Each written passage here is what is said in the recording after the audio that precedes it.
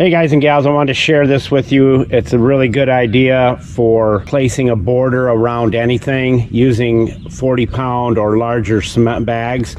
All right, so I'm building my own driveway border because when you go to blow the leaves off the stones, it blows the stones into the yard all the way down there.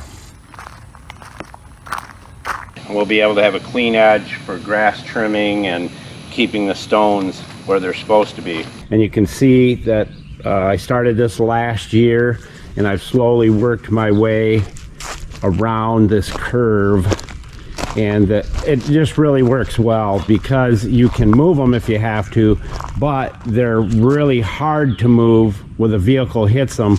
You can see up here I rubbed against it with you see the black marks with the motorhome, and they didn't move. But you can lift them with a shovel and move them if you have to. But we started doing this end of last year, and I do 5 bags every time I go to Home Depot or Lowe's. I pick up 5 bags. You just lay them down and wet them down and let it set, and they'll harden up, guaranteed. When you get them from the store, remember the cement, the powder part in the bag is settled at the bottom.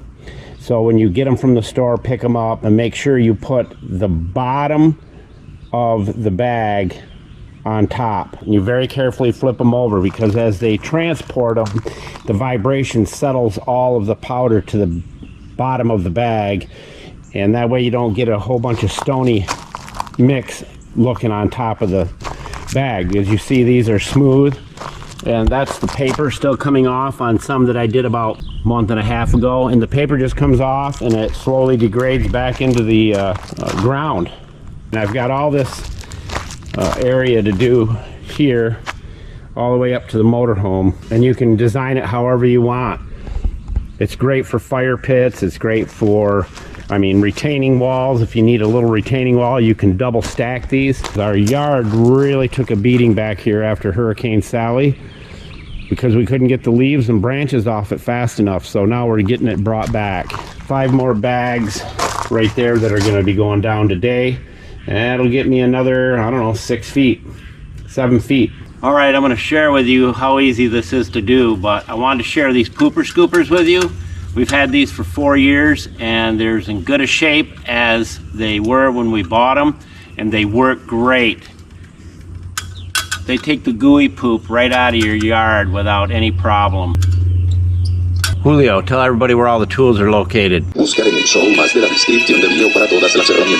Thank you, Julio. Cesar Chavez Rodriguez Bill. This is how simple it is. Well, that's how I got it off the skid right there.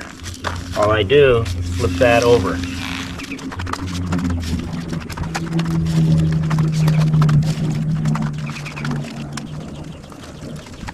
Now all I do is line them up, get the right angle, the right curvature, look at it from both sides. And again, like I said, you can move them if you have to. Now, this is the key. Wet them down. And what I do is I will wet them down and pat them with my bare foot or my sandal, and that gets the water into the cream area on top, and it smooths it out so it's nice and smooth.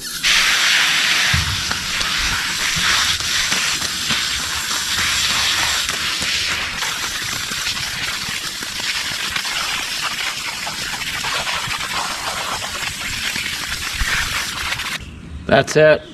Let nature take care of the rest of it. Oh, and I wanted to point this out. You can paint these once they're dry and they're hard, whatever color you want. Mr. Know-It-All, out.